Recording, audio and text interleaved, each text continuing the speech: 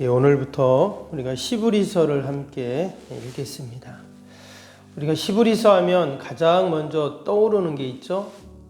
시브리서 11장, 믿음장이 가장 먼저 떠오릅니다. 우리 하도 믿음장에 대한 말씀들을 우리가 많이 들으니까 시브리서 11장만 우리는 딱 기억이 되는데, 사실 시브리서에는 상당히 많은 그런 신학적인 또 성경적인 그런 내용들이 나옵니다. 우리가 새벽마다 한 장 한 장 읽으면서 시브리서 안에 담긴 그 하나님의 귀한 나를 향하신 그 말씀들을 알아가는 귀한 시간이 되기를 축복합니다. 우리 오늘 1장을 이렇게 들었는데요. 우리 1장을 보니까 군데군데 구약의 성경이 많이 인용된 것을 우리가 이렇게 보게 됩니다. 최소 한 7, 8번 정도 구약이 기록이 되었는데요. 그래서 이 시브리서는 마치 구약 성경과 예수님을 연결하는 다리와 같은 그런 서신이다, 이렇게 이야기를 합니다. 즉 이 시브리서 안에는 예수님에 대한 그런 말씀들이 많이 나옵니다. 이 외에도 구원론, 종말론 이런 내용들도 많이 나오는데, 우리가 앞에서 계속 그동안 바울의 서신서들을 쭉 우리가 보았는데 바울 서신서들도 참 그 바울의 신학과 깊은 그 해박한 지식들을 우리가 또 보았습니다. 근데 이에 못지않게 이 시브리서도 상당히 깊이가 있고 신학적인 많은 내용들이 담겨 있는 것이 바로 이제 시브리서입니다. 이제 시브리서가 약간 특이한 게 있어요. 이게 뭐냐면 시브리서를 과연 누가 썼는가를 모른다는 거예요. 바울의 서신서, 베드로의 서신서 이렇게 있잖아요. 근데 이 시브리서는 과연 누가 썼는가? 바울이 썼다는 사람들도 있습니다. 근데 또 어떤 학자들은 아니다, 이건 디모데가 썼다. 또 어떤 사람들은 아볼로가 썼다. 그리고 또 이제 학자들 중에는 바나바가 썼다는 사람들도 있어요. 왜냐하면 이 시브리서의 제사에 관련된 내용이 많이 나오는데 바나바가 레위 지파였거든요. 그러니까 레위 지파면 제사장 지파니까 제사를 잘 알겠죠. 그래서 바나바가 썼을 것이다, 이렇게 이제 얘기하는데 정확히 누군지는 이제 모릅니다. 또 한 가지는 이 편지를 누구에게 썼는가도 잘 몰라요. 그러니까 당연히 시브리서니까 시브리 사람들에게 쓴 거는 맞죠. 근데 구체적으로 누구냐, 이것도 안 나와 있어요. 그럼 또 언제 썼냐, 이것도 잘 안 나와 있습니다. 대략 주 70년 전에 쓰여진 것으로 이렇게 추정은 하지만 정확한 시기는 잘 모르죠. 그리고 또 시브리서는 디모데 전후서, 디도서처럼 그건 이제 목회 서신이라고 하잖아요. 또 베드로 서신서 같은 건 일반 서신인데, 또 그런 서신서도 아니고 아주 특이한 서신이 바로 이 시브리서다라는 것입니다. 그래서 오리겐이라는 학자가 이제 초대 교부가 있는데, 이 사람은 이 시브리서는 과연 누가 기록했는지 하나님만 아신다, 이렇게 말할 정도로 아주 신비하고 또 특이한 서신이 바로 이 시브리서다라는 겁니다. 이름처럼 시브리서니까 시브리 사람들에게 쓴 그런 서신이겠죠. 우리가 시브리라고 하면 원래 헤브라이라고 해서 우리말로는 이제 시브리로 이렇게 번역이 된 건데, 원래 이 시브리라는 뜻은 유대인들을 가르쳐서 시브리인이다, 이렇게 말을 하잖아요. 근데 원래 이 헤브라이, 시브리 뜻이 뭐냐면 건너온 사람들이란 뜻이에요. 이 말이 왜 나왔냐면 예전에 바벨론 포로 갔던 이스라엘 백성들이 고국으로 돌아왔죠. 그래서 이스라엘에 살고 있었던 많은 이방인들, 그러니까 70년 동안 나라가 이제 황폐화되고 없었잖아요. 그때 이제 많은 이방인들이 와 살았는데, 그때 유대인들이 돌아오는 모습을 보면서 비아냥거리는 말로 니네는 저기서 건너온 자들 아니냐, 이렇게 이제 말하는 것이 이제 헤브라이, 시브리가 됐다, 이렇게 이야기를 하고 있습니다. 지금은 이 시브리라는 말이 유대인들 또는 또 이스라엘 이런 다 명칭이 이제 시브리가 되었습니다. 이 시브리서의 내용을 전체적으로 보면 당시 이제 기독교 신앙을 갖고 예수님을 믿고 이제 교회가 시작할 때였죠. 초대교회 때. 그때 많은 핍박과 박해가 있었습니다. 그래서 사람들은 어떤 생각을 했냐? 그러니까 특별히 유대인들은 어떤 생각을 했냐면, 야, 우리가 이렇게 힘들게 신앙생활 할 수 있냐? 다시 유대교로 돌아가자. 이런 생각들을 많이 했다는 거예요. 원래 그들은 하나님을 알고 유대교인들이었죠. 근데 복음을 듣고 유대교에서 기독교로 바뀐 사람들이잖아요.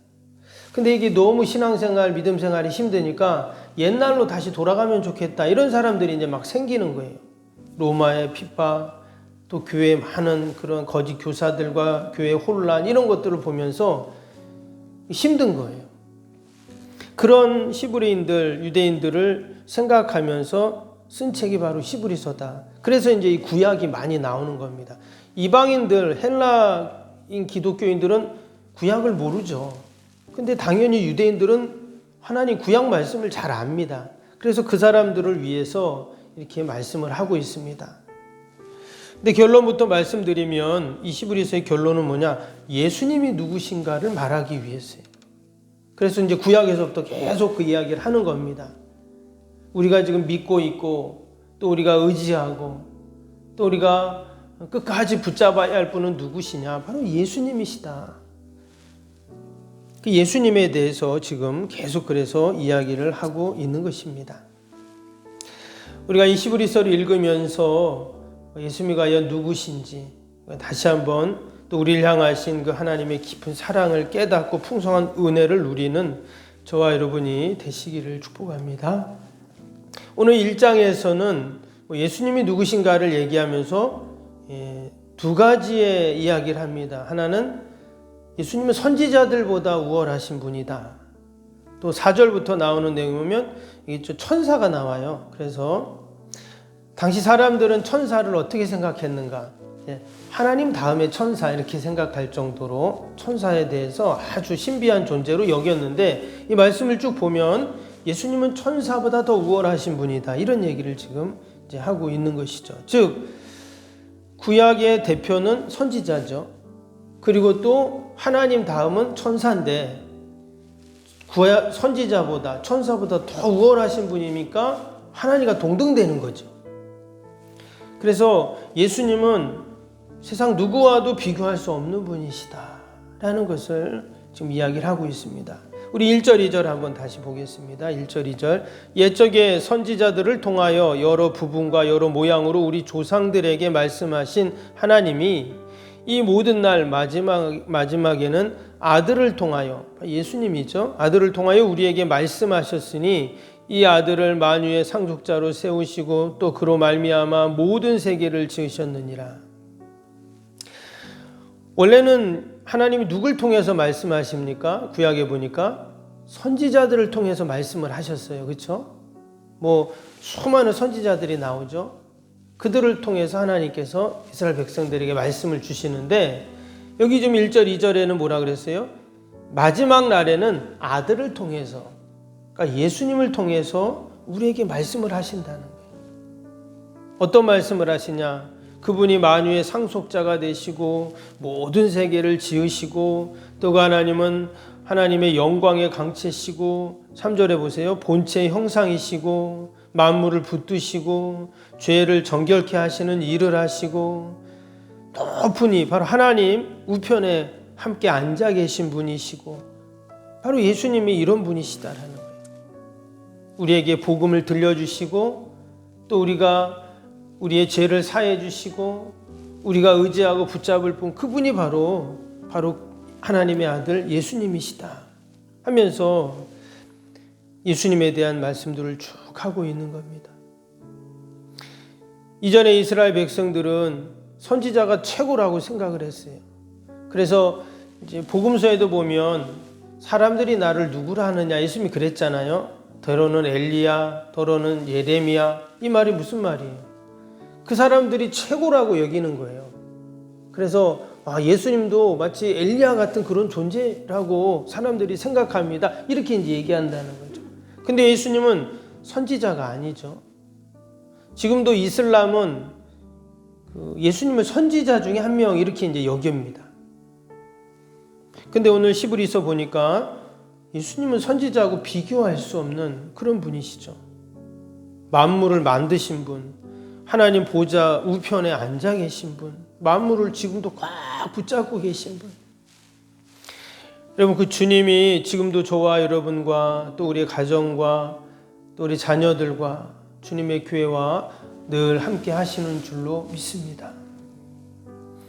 지금 흔들리고 있는 히브리인들, 유대인들에게, 성도들에게 이 말씀을 하고 있어요. 아, 맞다. 우리가 의지하는 분은 그런 분이시지. 그냥 내가 그냥 믿었다가 아니다 하고 그냥 버릴 그런 분이 아니시지. 바로 예수님은 하나님의 영광의 강체시고 또 본체의 형상이시고 만물을 붙드시고 높으신 이의 우편에 앉아 계신 분이지. 이 말씀을 들을 때 그들의 믿음이 더욱더 견고해지는 것이죠. 여러분, 예수님이 바로 이런 분이시고 우리가 그 주님과 오늘도 함께 동행하는 줄로 믿습니다. 또 4절부터는 천사가 나온다 했어요. 천사 볼까요? 4절. 그는 천사보다 훨씬 뛰어남은 그들보다 더욱 아름다운 이름을 기업으로 얻으심이라. 그래서 말씀드린 것처럼 이 천사는 하나님의 대사로 그렇게 사람들은 여겼습니다. 우리는 천사에 대해서 그렇게 마음 깊이 생각하는 그런 건 없어요. 그렇죠? 아이들은 천사하며 요정, 수호 천사 이런 생각을 하는데, 여러분 혹시 천사에 대해서 깊이 묵상을 해보거나 천사에 대해서 내가 나 천사를 만났다든지 이런 분 계십니까? 그냥 성경에 나오는가 보다 이 정도만 생각하지, 혹시 천사에 대해서 많이 말을 하거나 이야기를 하게 되면 도리어 이상하게 이제 우리는 여기죠. 목사님이 설교할 때마다 천사 얘기하면 어떻게 생각하시겠어요? 아니, 무슨 이상한 신비스러운 저런 얘기만 하시지? 이렇게 분명히 생각을 할 거예요. 왜 그러냐? 우리는 천사 그렇게 깊이 생각 안 하거든요. 근데 지금 이 히브리서 기자는 이 천사를 지금 쭉 이야기를 하고 있어요. 왜 이 천사에 대해서 이야기하는가? 당시 사람들이 이 천사라는 존재에 대해서 깊이 생각을 하고 있었다는 거예요. 말씀드린 것처럼 하나님 다음에 신비한 존재가 이 천사로 여겼습니다. 우리 바울서신서 앞에서도 보았을 때 이 천사 숭배에 대한 내용이 나왔었거든요. 당시 초대교회 때 이 천사에 대해서 사람들이 천사에 숭배하는 사람들이 있었어요. 고대 사회니까 당연히 있죠. 우상 숭배하는 많은 사람들이 있었던 것처럼. 예수님 그 천사보다 더 뛰어나신 분이야. 이렇게 얘기하면 어떻게 될까요? 그러면 당연히 천사를 최고로 생각했던 사람들이 아니 그보다 더 위에 계신 분이라고 하면서 더 예수님을 의지하게 되는 것이죠. 신비로운 얘기를 한 것이 아니라 당시 사람들이 그런 생각을 갖고 있었기에 그렇게 예수님을 비유로 또 이야기를 한 것입니다. 천사는 영적인 존재이거든요. 그래서 예수님은 천사보다 또 선지자보다 높으신 분이라고 이야기를 할 때 예수님이 정말 우리가 의지할 분, 우리가 붙잡을 분, 하나님의 영광의 강체, 본체의 형상이라고 얘기했으니까 예수님은 하나님과 같은 분, 이렇게 이해를 하게 되는 것이죠. 즉 예수님은 누구와도 비교할 수 없는 그런 분이십니다. 그 예수님이 지금 우리와 함께 하시고 또 나의 모든 어려운 필요를 아시고 또 우리를 도와주시고 또 지금도 하나님 보좌 우편에서 우리를 위하여 중보하시는 그런 은혜로 함께 하시는 줄로 믿습니다. 오늘도 그러한 신앙과 믿음으로 우리가 더욱더 견고해지고 더욱더 우리가 하나님 영광 돌리는 저와 여러분이 되시기를 축복합니다. 우리 오늘 화요일 기도 함께 하겠습니다. 31번부터 45번까지 기도할 때 하나님이 기도대로 이루실 줄로 믿습니다 하는 믿음을 갖고 우리가 함께 읽고 기도하기를 바랍니다. 31번부터입니다. 시공과 관련한 모든 인허가 절차가 순조롭게 진행되게 하옵소서. 아멘.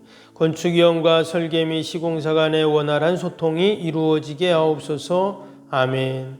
공사기간 동안 날씨와 모든 환경을 주장하셔서 공정에 차질이 없게 하옵소서. 아멘.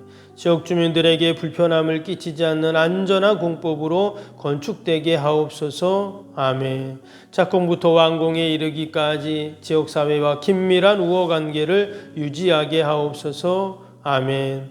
건축사와 건설사, 시공사를 붙드시고 조심을 잃지 않고 잘 감당하게 하옵소서. 아멘. 공사기간 동안 안전사고나 불미스러운 일이 한 건도 발생하지 않게 하옵소서. 아멘. 성실하고 책임감 있는 감리로 건축의 시작과 끝이 완벽하게 진행되게 하옵소서. 아멘. 자재 품질 및 검수가 철저히 이루어지고 공사 일정이 지체되지 않게 하옵소서. 아멘. 최적의 공사기간과 공사비 절감을 위해 세밀한 업무가 이루어지게 하옵소서. 아멘. 꼼꼼한 업무로 불필요한 비용 발생을 원천적으로 차단하게 하옵소서. 아멘. 건축에 필요한 모든 재정이 시기적절하게 잘 채워지게 하옵소서. 아멘. 입당에 이르기까지 모든 건축 과정에 재정의 집행이 어려움 없게 하옵소서. 아멘.